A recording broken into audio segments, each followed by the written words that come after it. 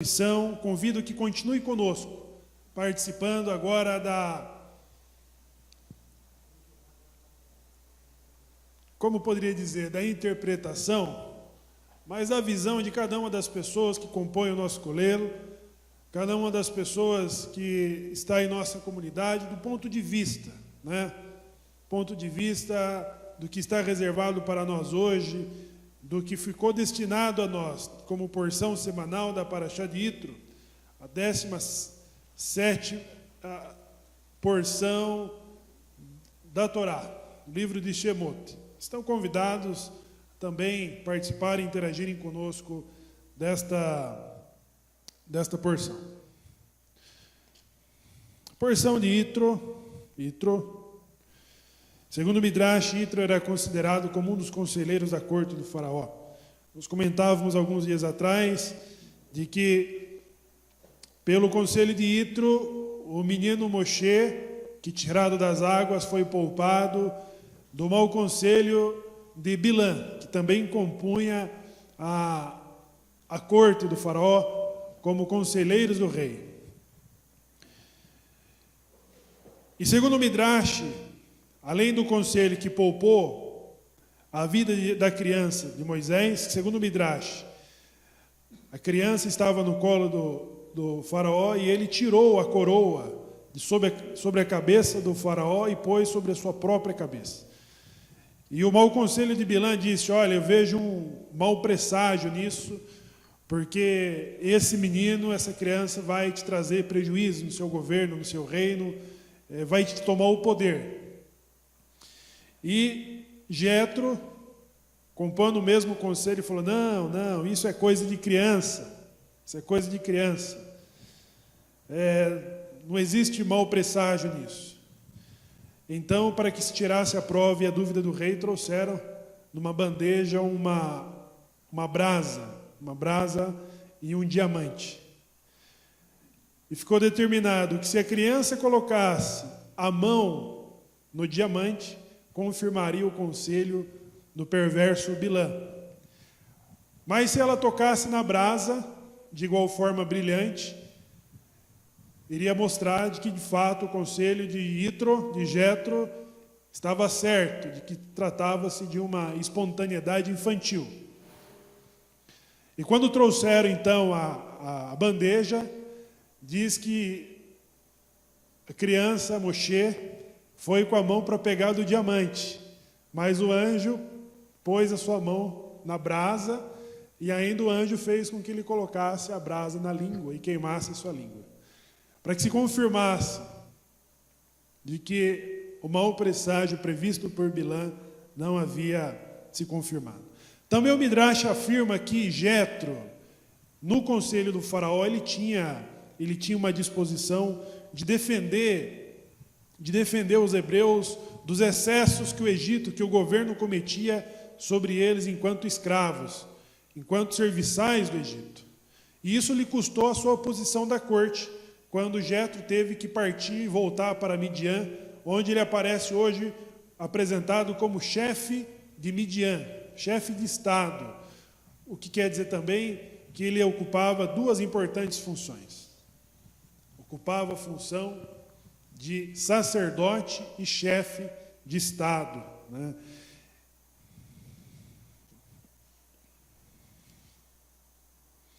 E escutou Yitro, chefe de Midian, sogro de Moisés.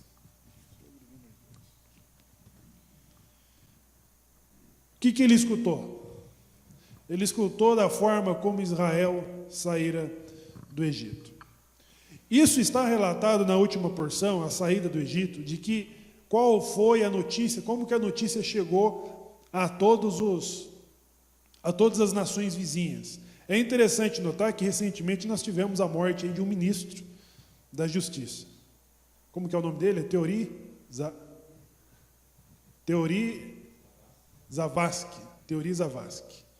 Faleceu o importante relator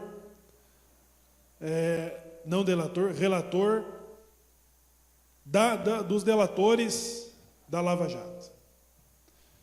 Quando tivemos essa notícia, nós tivemos principalmente no momento do mundo globalizado. Nós tivemos um parecer de cada um dos países que observam o que acontece no Brasil. Dessa importante operação que mexe com a população, com a opinião pública e também com a política do nosso país. Cada um dos jornais, os principais correios, formadores de opinião do mundo, reportaram essa notícia com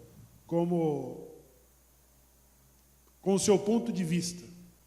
Tivemos também recentemente o acidente que vitimou um time aqui do sul do país, em que causou comoção, né, e trouxe a manifestação de todos os países que tiveram conhecimento disso.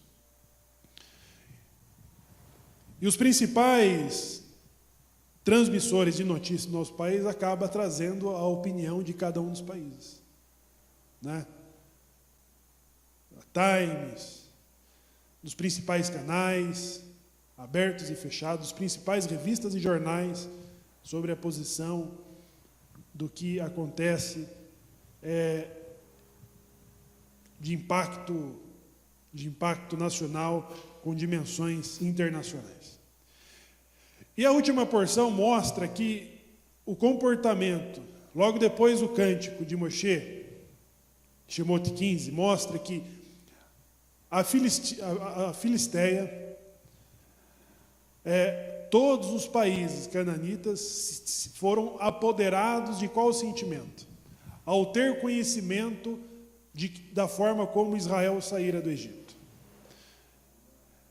Convidando aí o Minyan a participar conosco aí dessa importante paraxá.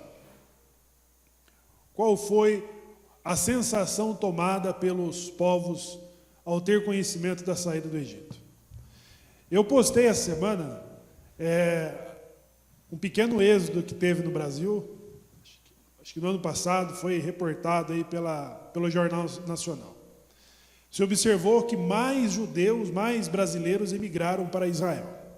Aí eu olhei lá, o número de imigração daquele ano era de 488. É um número expressivo?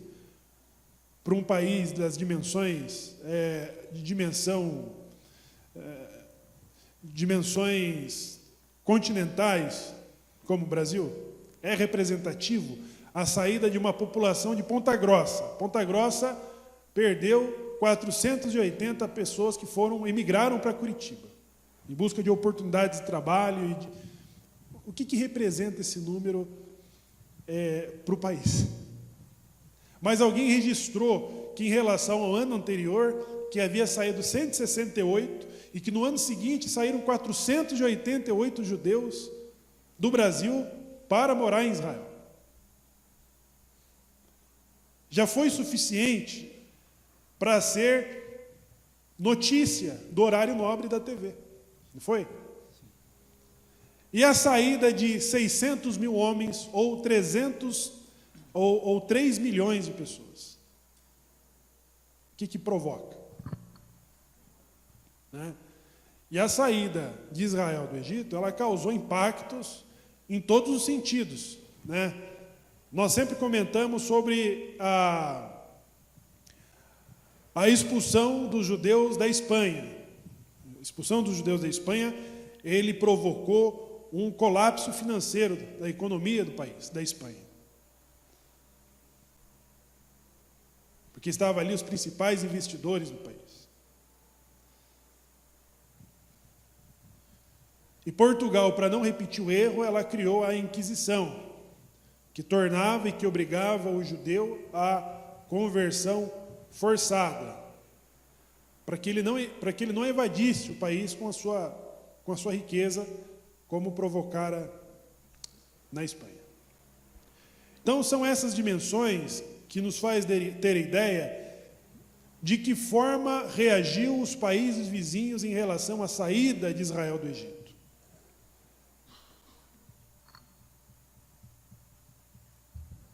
Shabbat Shalom a todos. Shabbat Shalom. Gostaria de comentar um pouquinho sobre o Monte Sinai. Só que eu vou ter que voltar um pouquinho na história. A gente vê que a cada época existiu a tecnologia existiu a informação. Para cada tempo sempre ela vai existir. E a gente vê a Torre de Babel lá, que desde aquela época, que quanto mais alto você chegasse aos céus, mais os povos achavam que estavam mais próximos do Todo-Poderoso. E de lá até o tempo atual de hoje, a gente olha para o céu e a gente vê que o Todo-Poderoso está lá em cima, mesmo que você não alcance, mas você sabe que está lá em cima. Toda a humanidade sabe disso. E puxando sobre o Monte Sinai, a gente vê que na época existia aproximadamente 70 nações em volta do Monte Sinai, fora os israelitas.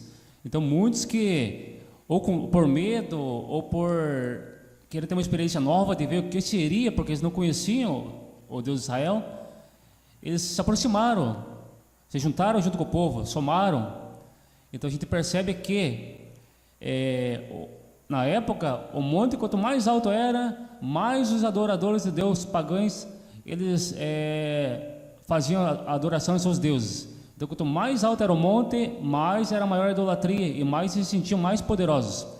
Os povos que estavam debaixo do Monte Sinai, eles viram e observaram, sentiram o Monte Sinai fumegando, sentiram os trovões, e a gente percebe que, vamos analisarmos, no período, no momento que o Monte Sinai estava sendo fumegado com a presença de Hashem, os demais montes que estavam no alto, existiam os adoradores adorando os falsos deuses lá em cima. E percebo que lá de cima eles conseguiam perceber a presença do Todo-Poderoso no monte menor.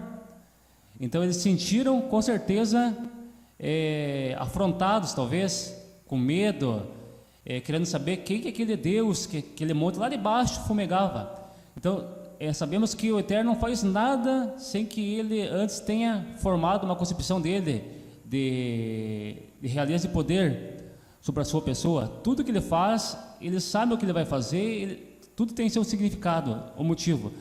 Se ele tivesse pedido para o povo de Israel subir no monte mais alto, ele seria considerado um Deus pagão maior que os outros, seria considerado um Deus pagão. E os povos não iam conseguir enxergar, talvez, a chama, o monte fumegando, porque estariam lá embaixo. E o Eterno fez o contrário. Ele convidou o povo para chegar até ele no menor monte, para que os demais adoradores do monte mais alto que existiam na época olhassem para baixo e vissem que o Deus poderoso estava lá embaixo, que o poder era muito maior. E com certeza, muitos daqueles falsos adoradores, com certeza, passado o tempo, muitos deles seguiram o povo de Israel.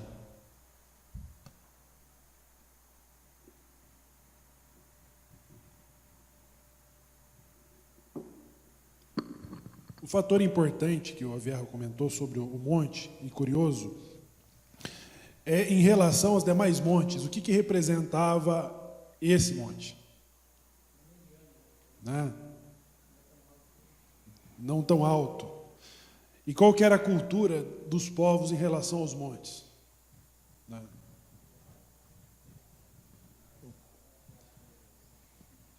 Então, na ausência do recurso de que havia em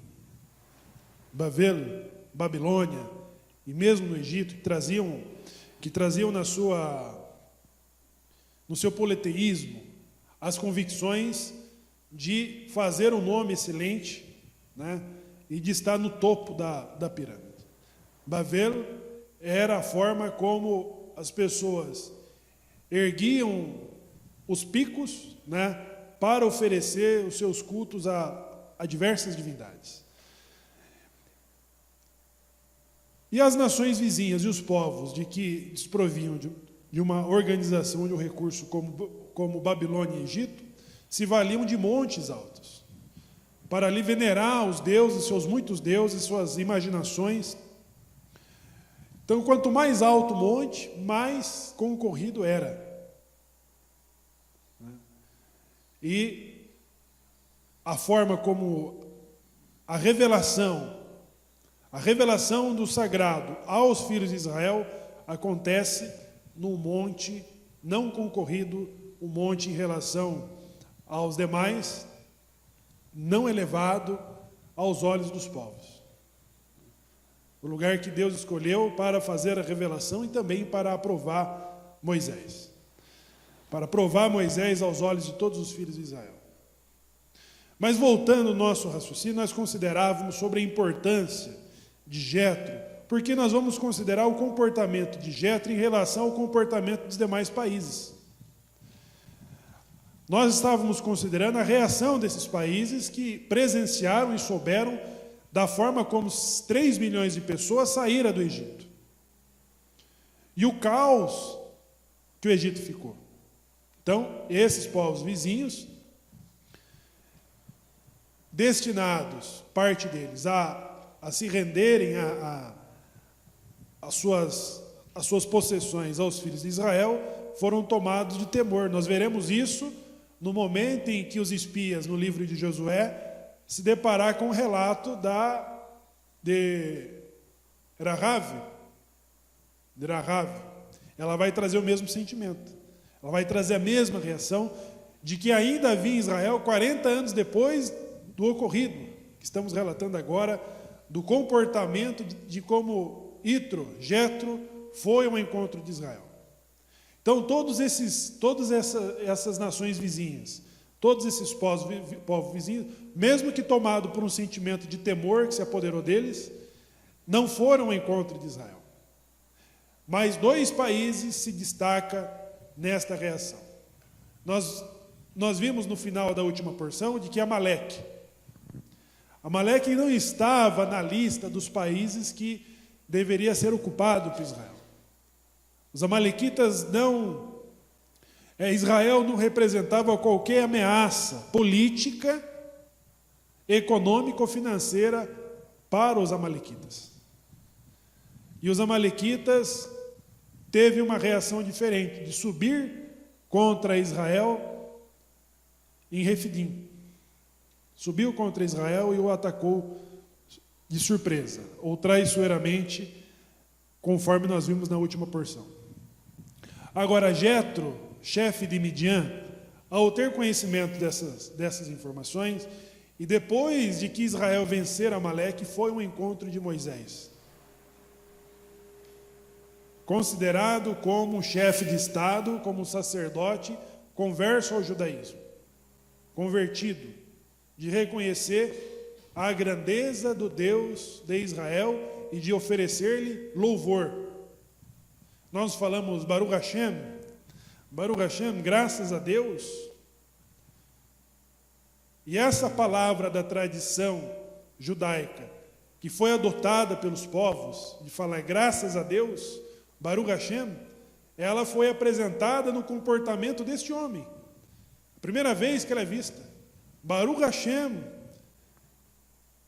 que Deus livrou vocês do Egito, submetendo ao Egito com aquilo com que pretendia destruir vocês.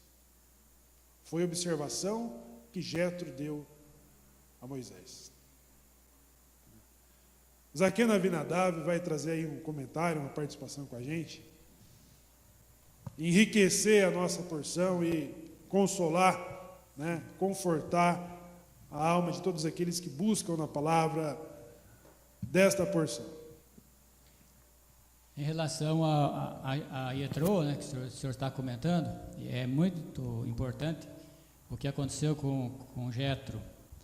Nossos sábios comentam, existem vários comentadores sobre o que aconteceu com Jetro, e que ele foi um marco na história dos Goim, porque foi o primeiro de relevância, no meio dos Goim que se dobrou diante do Eterno, do Deus de Israel. E inclusive ele era reconhecido, como o senhor vinha falando há pouco, ele era reconhecido internacionalmente na sua época. E era um chefe de Estado, era um sacerdote, um Cohen, da sua nação. E nossos sábios falam que ele, antes de ter esse encontro com Israel, ele estudou e pesquisou todas as religiões, e entre todas as religiões ele não encontrou fundamento, não encontrou a verdade que ele precisava. E foi quando ele encontrou o Deus de Israel, foi que ele viu que realmente esse era o Deus que ele procurava. É por isso, quando Moshe chegou diante dele se encontrar, e Moshe passou a relatar o que o Deus de Israel fez por eles, através de Moshe e Aharon lá no Egito, e por ter passado o mar a seco. Então ele se maravilhou e disse Baruch Hashem, né? Esse é o Deus, esse é o Deus dos deuses, não há outro, é esse. E assim ele converteu, assim ele aceitou o Deus de Israel. E isso ficou um marco na conversão dos goim. Isso mostra o que todo o gentio, o não judeu que com o coração sincero se volta para o Deus de Israel, ele tem uma oportunidade de se integrar ao povo de Israel. Começou lá. E nós vemos que ele viveu um determinado tempo junto com Israel, caminhou um determinado tempo no deserto com Israel, e até que chegou, quando estava próximo a entrar na terra, ele falou para Moshe: olha, Moshe, agora se você me dá licença que eu vou voltar para o meu povo e para a minha terra. E aí nossos sábios falam que ele retornou para a sua terra e chegou lá e converteu todos ao judaísmo, porque ele foi evangelizar, levar a fé do Deus de Israel aos medianitas. E hoje nunca teve tão visível, né, e tão palpável o judaísmo entre os goim, né? E estão tendo a oportunidade. Estava vendo até um comentário de um rabino essa semana que, em relação a isso mesmo, ele fala que hoje as pessoas não precisam se preocupar com isso, porque se a pessoa for sincera, tiver sinceridade no coração, ele tem a oportunidade de fazer parte do povo, né? Tem a oportunidade de fazer parte do povo. E Deus está vendo justamente o que acontece no coração da pessoa, né?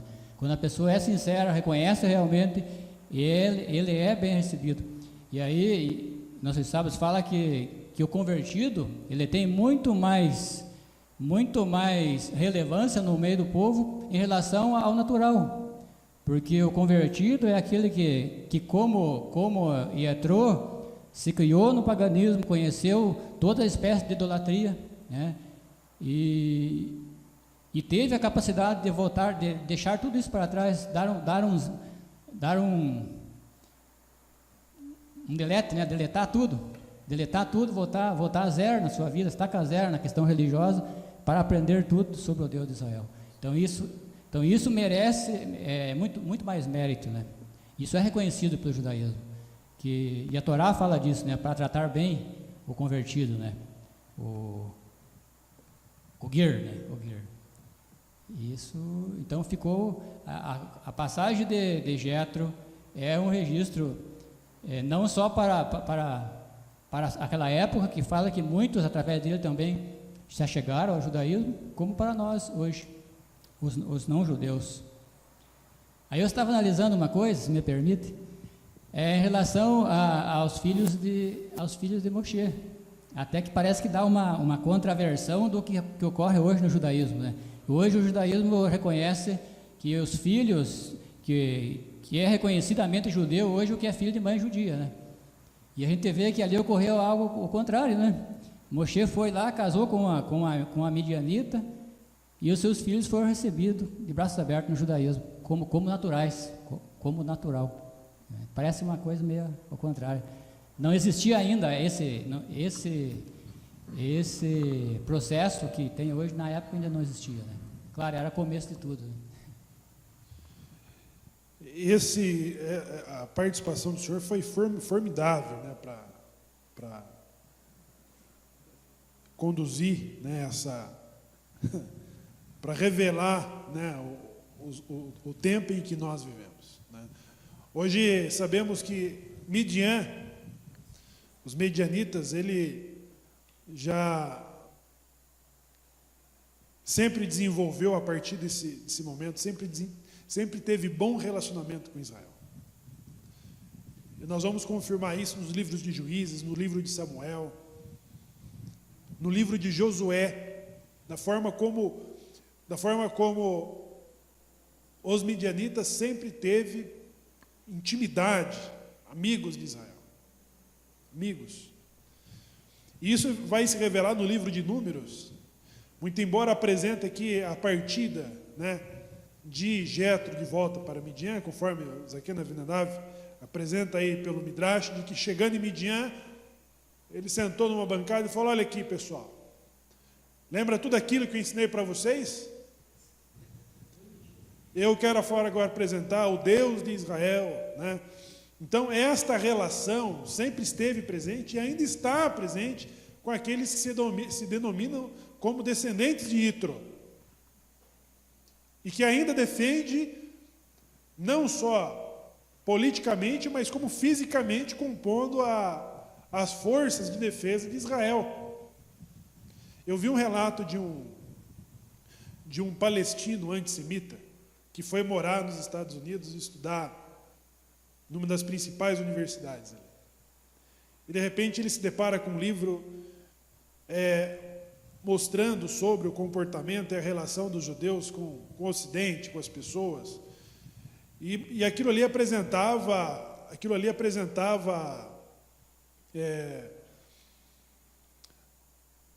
os judeus muito diferente do que ele conhecera na sua educação, na sua formação cultural, na sua formação religiosa, na sua formação psicológica, de que Israel ajudava as pessoas, de que o judeu ajudava as pessoas. Isso não existe.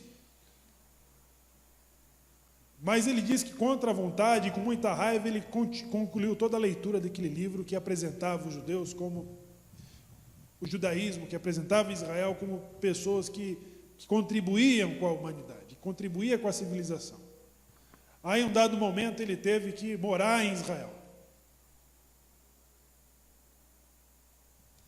E lá, ele viu os árabes, os cristãos, os israelitas, os israelenses, não judeus, que participam da política, que participam do comércio, dos negócios, da tecnologia.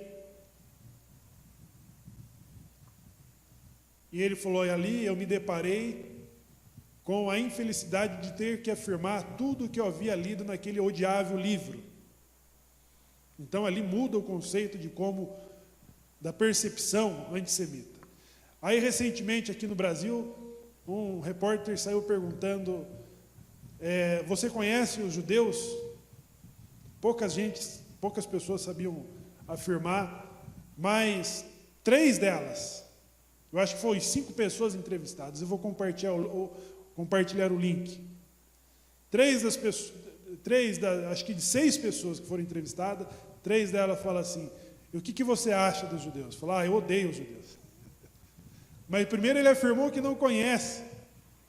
Não conheço, não sei nada sobre os judeus. Então, é isso que nós chamamos do ódio gratuito. A pessoa, ela não sabe quem que é o judeu. Ela não sabe o que é o judaísmo. Ela não sabe o que é o israelense. Mas ela já ouviu falar que eles não prestam. Ela já ouviu falar, ela já tem um conceito pré-definido de que eles não prestam. Então, Jetro teve esse comportamento diferente de todos os povos ali, todos os povos vizinhos, em relação a Israel. Outro conceito importante que eu quero pegar carona no comentário do Zaqueu Abinadab é que, quando falamos de conversão, de conversos, às vezes as pessoas perguntam sobre os anuncitas no Brasil, Baruch Hashem. Os anuncitas são as pessoas que trazem no seu nome ou sobrenome, no seu comportamento, alguns resquícios ou informação de que ele tem uma alma judaica, de que em algum momento ou dos seus parentes foram vítimas de uma imposição no passado não muito distante da conversão forçada. Agora, o problema que o judaísmo se depara é de como receber e de como filtrar todas essas pessoas que se nomeiam e que se apresentam como anuncitas. E se nos colocarmos no lugar dele por esse momento, nós vamos entender a dificuldade da comunidade judaica em receber isso. Por quê? Porque a Torá ela não trabalha com probabilidade. Nós vimos que quando o retorno dos judeus da Babilônia, do cativeiro babilônico, eles tiveram que trabalhar com 100% de certeza sobre a genealogia de cada um daqueles que ia compor a nova população, daqueles que iam formar a nação dos judeus naquele momento. Então, nós não estamos na discussão, a Nusim Brasil não está na discussão de que ele não se submete a uma conversão para ter validado a sua perspectiva de anucita. É nisso que se difere quando as pessoas perguntam para mim: qual que é a diferença que tem do movimento Anusim Brasil em relação aos outros movimentos que se destacam no Brasil? A diferença é que nós não trabalhamos com a segregação de colocar o sefardita contra o askenazi, de colocar o pobre contra o rico. Não é um problema nosso isso aí, e não é a nossa bandeira. Nossa bandeira é dar oportunidade para todas as pessoas ter acesso a esse retorno, a esta volta. Se a comunidade judaica chamaram a Anusim Brasil numa bancada e falou: olha, para termos o maior, eliminarmos a dúvida, num coletivo,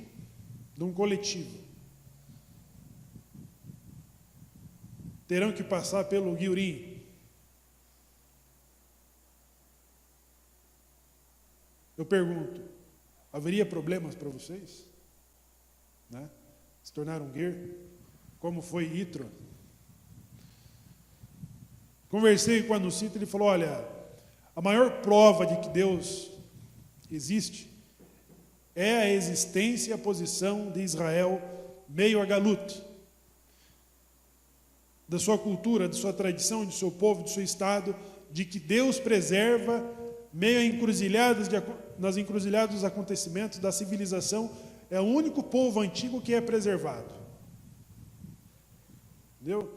Então, essa convicção, Jetro voltou para trás dizendo: ó, eles foram salvos do Egito. E alguns perguntam: por que Jetro só foi ao encontro de Israel depois que ele lutou e venceu Amaleque?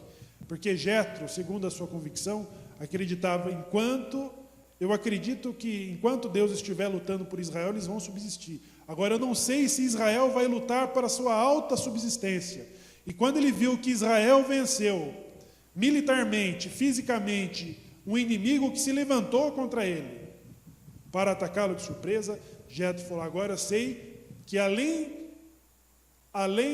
da proteção que Deus dá de forma sobrenatural a esse povo, eles também têm capacidade de lutar pela sua própria subsistência, de resistir ao mau tempo, de resistir às más palavras, de resistir ao inimigo e à crise.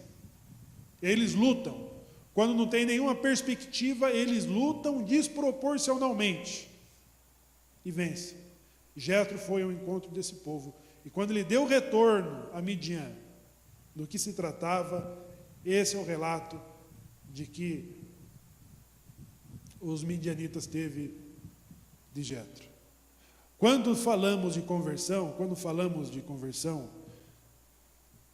e que Israel não trabalha com a probabilidade, porque o que eu falo que é probabilidade? Se declarar anucita pelo nome de cristãos novos, se declarar anucita pelo comportamento da família, são evidências.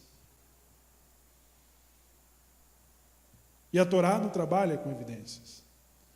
A Torá trabalha com exatidão, não com probabilidade.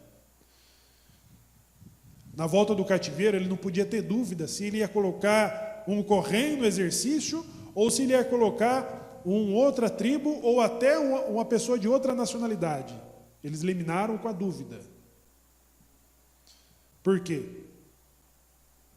Existe interpretações anucitas de que o nosso direito é de retorno, não de conversão. Eu tenho que entrar na sinagoga e já pegar o meu talit, fazer um negócio de razão, sentar no minyan, entendeu?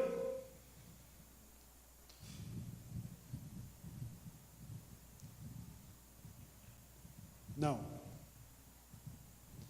Não coletivamente. Pode ter um caso ou outro. Quando nós falamos de comportamento anussita, os anussitas no Nordeste, em várias partes do Norte e Nordeste, tinham o seguinte comportamento. O anussita, ele casava entre parentes. Você não vê que tem pessoas que nascem com o dedo grudado no outro, não tem? Casavam com primos, ou casavam com tia, o que hoje pode ser chamado como incesto. No comportamento judaico na diáspora, chamava como endogâmico. A pessoa que casava com o primo para manter o parentesco. Os anussitas tinham tal comportamento e não perdiam a geração. Mas alguns anussitas se assimilaram. Olha, eu quero que vocês entendam o seguinte: se hoje, do Holocausto para cá, o judaísmo trata com a assimilação avançada dos judeus. O cara que sai da comunidade judaica e casa com uma não judia. Por quê? Porque hoje qualquer pessoa se aceita se unir em matrimônio com um judeu. Qualquer não judeu aceita. Mas no período antissemita do Holocausto, ninguém se casava com um judeu. Estão entendendo? Era a pior raça. Mesmo que o judeu quisesse, não, eu quero casar com uma goiá, ou com um goi. Eles não queriam se unir em matrimônio com o judeu. Então a assimilação ficou contida enquanto o antissemitismo era forte, era grande. Passou-se o antissemitismo, agora hoje nós falamos de um período em que qualquer pessoa de qualquer país aceita se unir em matrimônio com judeu. Com judeu. Aumentou o carisma, aumentou a simpatia pelo judeu e não há mais essa restrição. Então, se o judeu não cuidar da assimilação, ele se casa, o seu filho casa-se com um não judeu. E isso é um problema da comunidade judaica. E quando nós falamos de anussita, o anussita também tinha um comportamento. Daqueles que foram forçados, nossos pais que foram forçados, a entrar numa igreja, a rezar nela, e a ter deuses, que não eram os de Abraão, Isaac e Jacob, eles ainda procuravam manter-se entre si. Casavam com primos, casavam entre parentes, para não se perder a sua genealogia. No Norte e Nordeste existem muitas pessoas com falhas no seu DNA, porque era mantida dentro de casa, dentro da família, entre os judeus, ou, na pior das hipóteses, esses anussitas casavam com índios, mas não casavam-se com outros que não fossem judeus. Então, era isso que deveria ter sido preservado enquanto anussita. E não foi isso, foi se perdendo, porque a assimilação e o medo de manter a sua identidade judaica, de se livrar dela para salvar a sua própria vida, foi fazendo que muitos anussitas perdessem isso. Há resquícios, há probabilidade, mas quando se trata de pôr um coletivo de pessoas dentro da comunidade judaica, a Torá não vai tratar com a probabilidade. Na saída do Egito, Israel saiu com uma mistura de gente, e saiu. E a comunidade judaica interpreta que, por se tratar da saída do Egito, toda aquela geração, nós iremos ver depois, lá no final de Devarim e no início do livro de Josué, que aquela geração que saíram do Egito, eles eram circuncidados ou não? Eu pergunto ao Miniano. A geração que saiu do Egito, foram circuncidados? Todos circuncidados. Todos. Aí nós vamos entender lá no livro de Josué, né, no Pessa novamente, eles vão se preparar para o Pessa, momentos antes de invadir Jericó, Hashem vai falar que circuncide todos os judeus que nasceram no deserto. A geração que nasceu do deserto não eram circuncidados, mas a geração que saiu do Egito eram todos circuncidados. E se eram todos circuncidados, a comunidade judaica, ela interpreta que o momento em que o Aviarro falou aqui, de que Israel fosse conduzido à grande revelação da Torá, dos 10 mandamentos, eles passaram pela conversão. Porque o que conclui o processo de conversão do judaísmo? Qual é o processo de conversão do judaísmo? Ela passa por um período pré-determinado, e no final desse período, o homem tem que ser submetido ao quê? Para se tornar um prosélito. Ele passa pela circuncisão. O que mais? Tem mais uma coisa. E passa pelo mikve. Ele tem que ser imergido. Entendeu? A conversão do judaísmo é consumada pela circuncisão e pela imersão. Aí um Beit Din vai falar para ele: você aceita o jugo da Torá de 613 mandamentos? Você aceita? Por que você aceita? Porque o não-judeu, ele só tem a responsabilidade e o cuidado de aceitar 7 obrigações da Torá, que são as 7 leis de Noa. A partir do momento em que ele se submete a um processo de conversão, de Geurim, então, no final disso, depois da circuncisão e depois da Brit Milá, um Beit Din vai perguntar para ele: você aceita o jugo da Torá? Quantos mandamentos são acrescentados sobre 7? Quantos?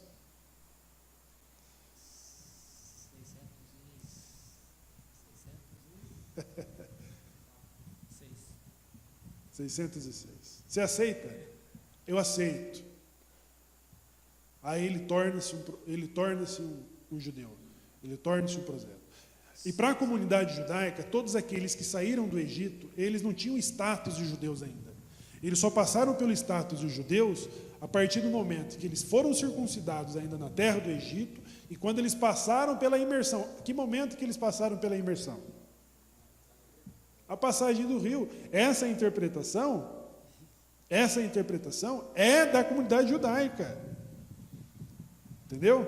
Muito embora você vai encontrar essa afirmação lá no NT, mas é a afirmação de que as 3 milhões de pessoas, os homens e as mulheres, as crianças, passaram pela conversão, até o momento de que o Aviarro falou: santificai-vos, porque vocês terão a revelação. Ali, Aviarro, todos eles eram convertidos ao judaísmo, confirmados. Não só os descendentes de Abraão, como uma mistura de gente que também passou por ali. Zaquena Avinadav, por favor. Só auxiliando um pouquinho nessa questão. Então, isso aí, essa é a visão do judaísmo hoje. Para o não-judeu fazer parte da comunidade de Israel, precisa haver uma disposição nele, porque ele não precisa cumprir os 613 mandamentos. Ele tem que cumprir as 7 leis de Noa, que era o que o não-judeu cumpria desde Adão até Noa. E desde Noa continuou cumprindo porque o Eterno fez a aliança com Noa lá. E até hoje tem o sinal da aliança que o Eterno fez com Noa, que é o arco-íris, e que segundo o Midrash, o arco-íris tem 7 cores. Quando ele está completo, ele tem 7 cores, e as 7 cores faz menção das 7 mitzvah, da Sheva mitzvah de Noa, E hoje, então, o processo de conversão para o não-judeu é isso. Primeiro ele tem que aceitar a Sheva mitzvot, as 7 leis de Noa, viver um período cumprindo as 7 leis de Noa, e nesse período que ele vai optar por converter mesmo ou continuar como Benei Noa. Então, esse é o que é a verdade sobre a comunidade de Israel hoje em relação à conversão do não-judeu. Agora, aquele que quer continuar como um anuncim, se ele tem essa convicção, ele nunca vai ser aceito na comunidade judaica. Ele pode cumprir os 613 pela convicção que ele tem, mas ele nunca vai ser aceito na comunidade judaica.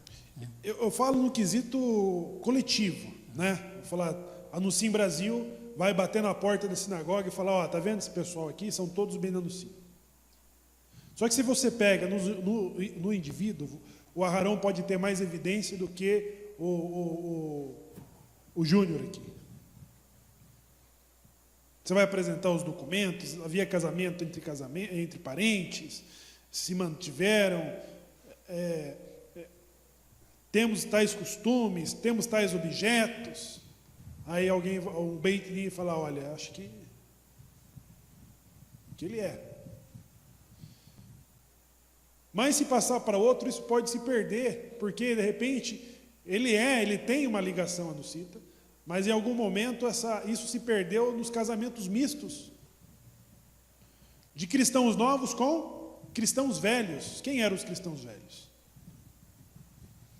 Aí isso vai se perdendo, e fica só uns resquícios. Então esse é um problema hoje que está na mão da comunidade judaica em relação aos Ben Anusim. Então, de forma coletiva, para resolver o problema de todo mundo, o que a comunidade pode propor? Você se submeteria a fazer o Giur? Para que não haja dúvida?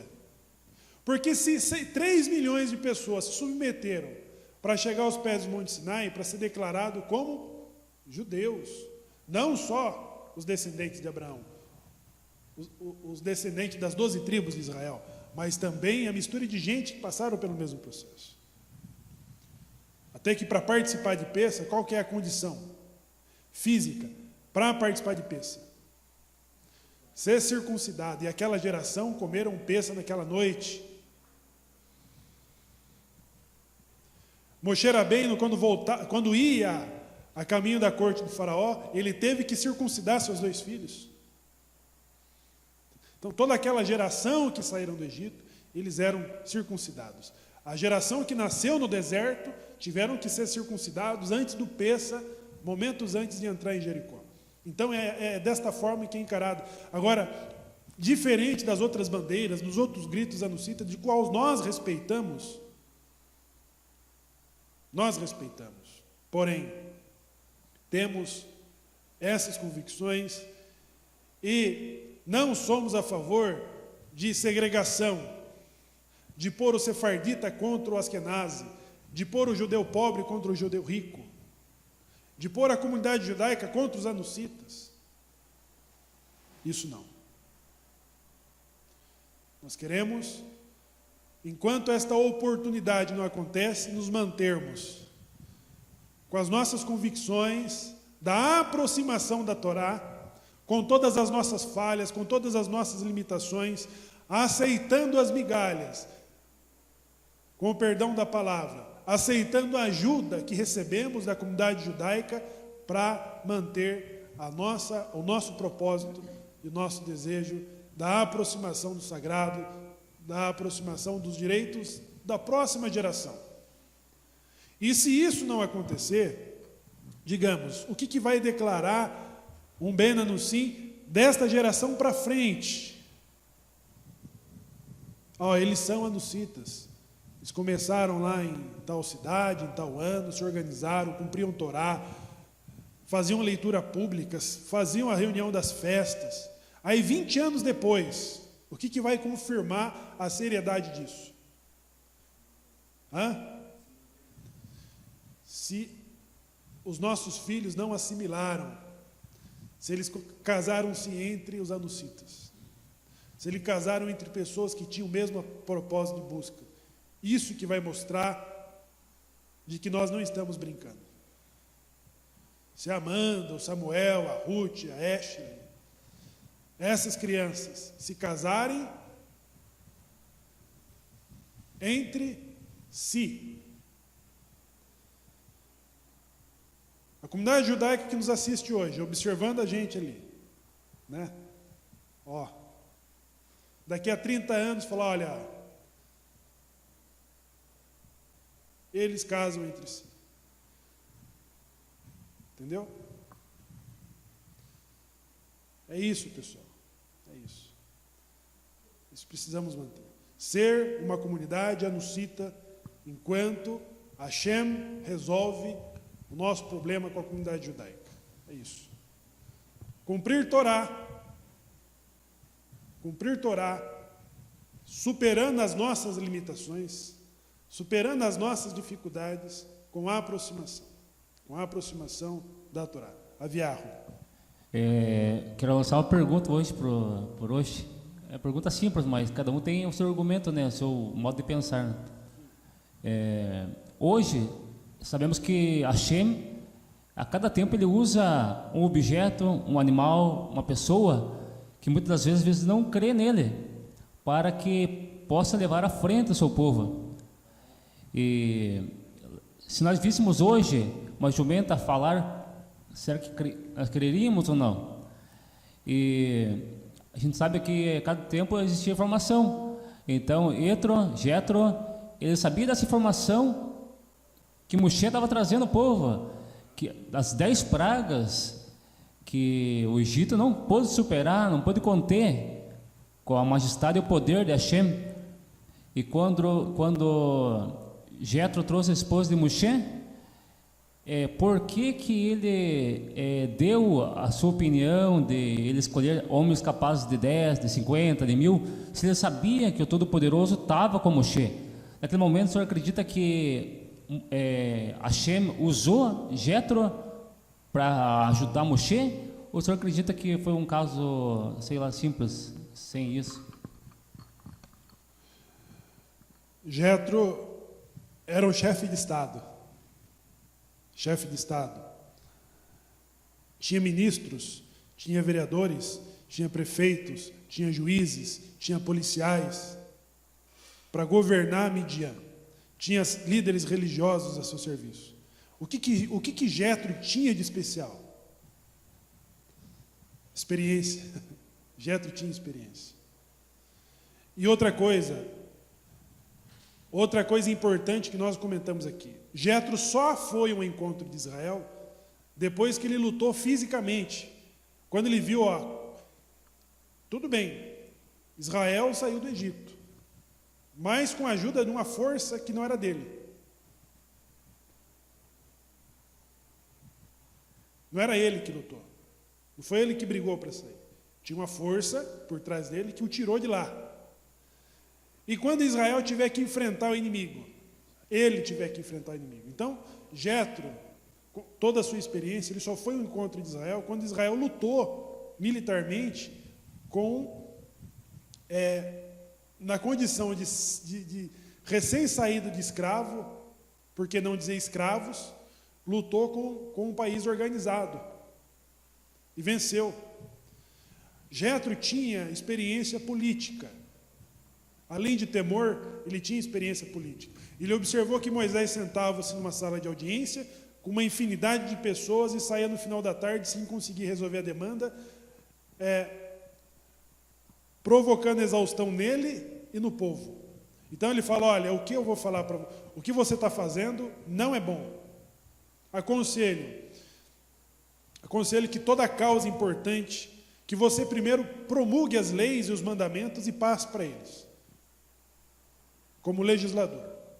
Depois, que nomeie homens tementes, não avarentos, que julgue as causas menores, e estabeleça líderes de 10, líderes de 50, líderes de 100 e líderes de 1000.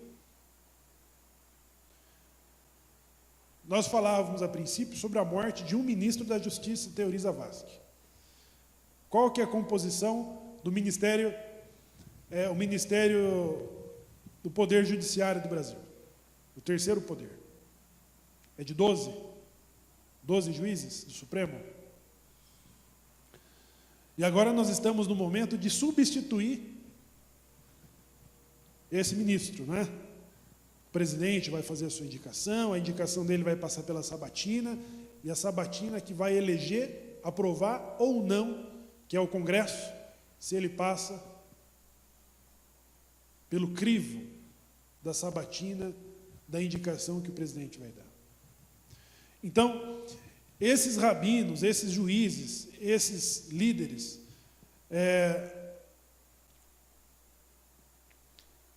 Jetro mostrava que ele não tinha um poder centralizador. Ele não era um poder totalitário. Jetro era um poder que distribuía as funções.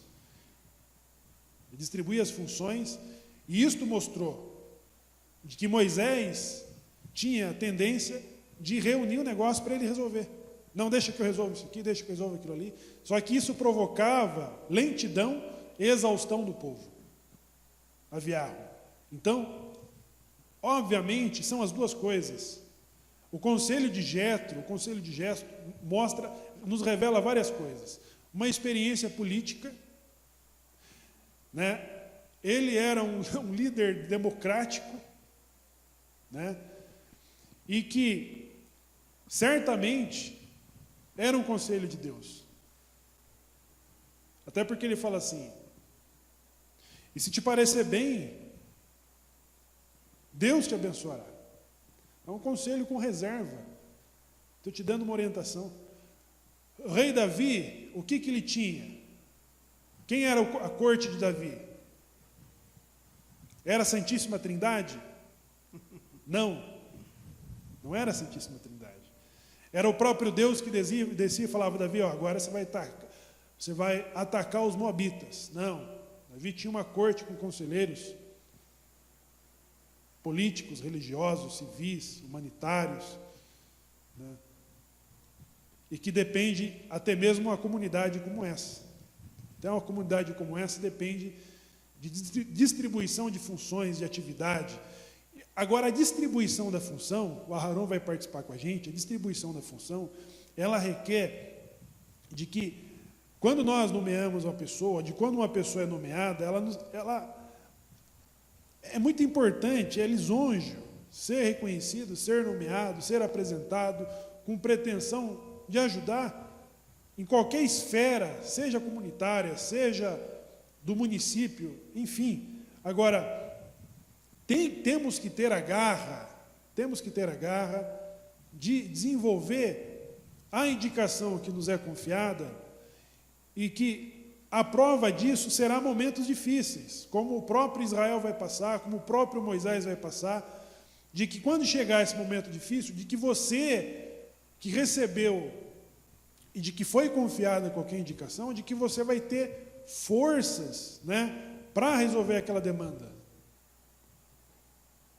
E se você foi confiado, é porque passou pelo conselho de Jetro. Escolha homens tementes e capazes. Homens tementes e capazes. Isso ajuda a aliviar a carga, seja no teu trabalho, por exemplo. No teu trabalho, ser chefe no trabalho, ser chefe de produção. Ser chefe de produção, você vai ter um salário igual ao dos funcionários do seu setor? Vai ter ou não? Maior. Você não vai ganhar menos de que 50% a mais do que a linha de produção que você vai gerenciar. Mas o que isso requer? Isso requer que a pessoa que te indicou ao cargo de chefe do que eu falei? Produção. Ela vai exigir de você relatórios com retorno. E para você dar a sua chefia um retorno de produção, não quer dizer que você vai ter que pôr as mãos nas máquinas lá para produzir mais. Quer dizer que as pessoas que estão subordinadas a você, você vai ter que usar da sua sabedoria, do seu conhecimento, da sua didática, da sua projeção, para fazer com que ela produza, né?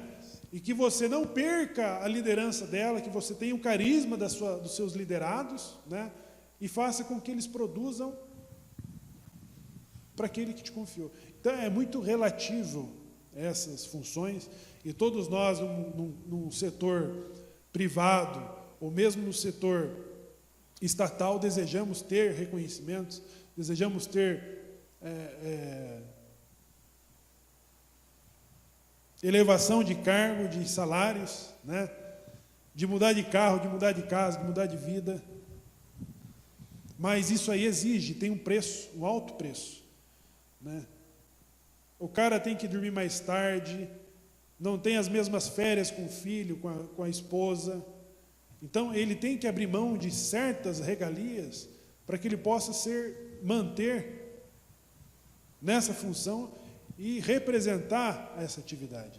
Eu quero que o Aharon participe com a gente aí, um comentário importante, com certeza vai contribuir. Em relação à pergunta do Aviarro, a minha visão é a seguinte, que nós temos o livre-arbítrio.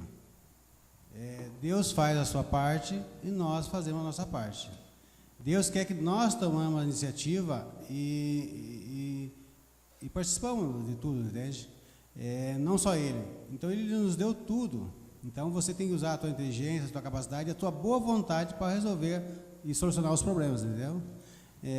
Então, se as pessoas não fizerem, se as pessoas não falarem, até as pedras vão falar, entendeu? Exatamente. É o nosso caso, né?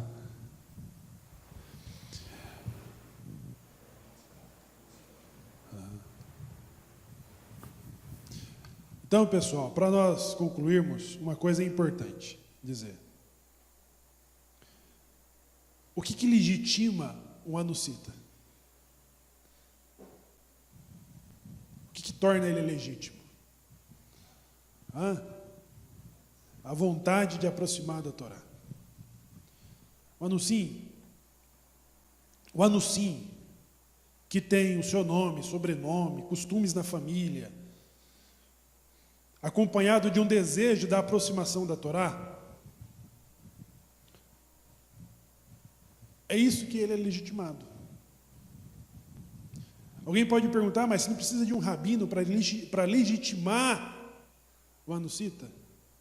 Não, nós precisamos de um rabino para legitimar a aproximação que ele quer ter de Torá. Porque eu posso ter um anuncita dentro da Igreja Católica, fazendo a missa ou participando da missa, que ele é descendente, ascendente, tem costumes, tem objeto, tem nome e tem sobrenome. E o que ele é? Anuncita. Ele não depende de um rabino para legitimar ele como anuncita. Entendeu? Ele já é um anuncim. O pai dele, a mãe dele, os avós dele eram anuncita. Não precisa de um rabino para legitimar um anuncim. Entendeu? Agora, se aquele cara ele vai largar a igreja, a missa, e ele vai falar assim, eu quero me aproximar da Torá. O que nós precisamos legitimar nele? O que se precisa legitimar nele? A sua aproximação da Torá. É isso que talvez dependa de um rabino, da comunidade judaica, de dar a mão para ele e falar, venha, vou te conduzir para a aproximação da Torá. Fazer a sua circuncisão, fazer a sua imersão, e perguntar, você aceita o jugo de 613 mandamentos? Um Beit Din pode legitimar a intenção de um anuncita de se aproximar de Torá. Entendeu? Aí sim. Aí sim. E a comunidade do Sim Brasil, com o apoio que recebe da comunidade judaica, o suporte que tem, está no caminho para oferecer a todas as pessoas que têm essa busca a condição de legitimar. Essa legitimação acontece meio ao desejo intenso de que as pessoas necessitam desta aproximação, de ensinar os seus filhos, de rezar com os seus filhos, de educar os seus filhos de acordo com as tradições, de acordo com os costumes, e de conduzi-los ao palio nupcial, de dar a ele a Sheva Brahot, as 7 bênçãos, que vai manter dentro da comunidade anuncita, e que vai aproximá-lo da comunidade judaica. Alguém pode falar que estamos à margem do quê? Quero desejar um ótimo Shabbat a toda a nossa comunidade, ao internauta que esteve conosco, com paciência, esperando aí o horário do almoço, para concluirmos aqui com o Kiddush de Shabbat, convidando a todos a estarem conosco a partir das 19h30, onde teremos a Avodat Shabbat. O Arvit, com a Rav Dalá, todos vocês são convidados. Inscreva-se em nosso canal, deixe seu like e compartilhe as nossas publicações. E associe-se ao Anuncim Brasil e financie esse projeto, essa atividade, que vai dar oportunidade à formação de grupos de minyan, que vai dar a oportunidade às pessoas que desejam dar forma ao seu desejo de ser anuncita. Alguém pode perguntar, O judaísmo não é proselitista. O judaísmo não é proselitista, mas, e nem o Anuncim Brasil. Mas o Anuncim Brasil está proporcionando condições às pessoas que têm esta busca, com as características de um anuncita, para ter esta aproximação.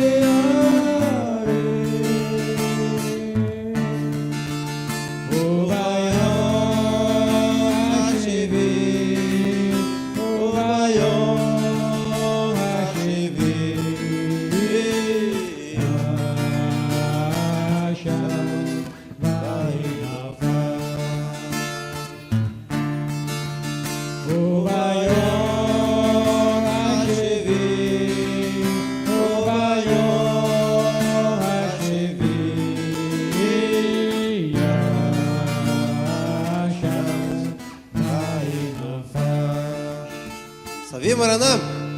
לחיים. ברוך אתה אדוני אלוהינו מלך העולם בורא פרי הגפן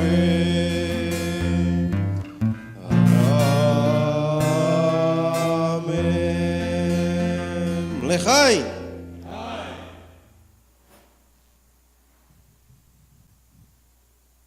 Shabbat Shalom a todos.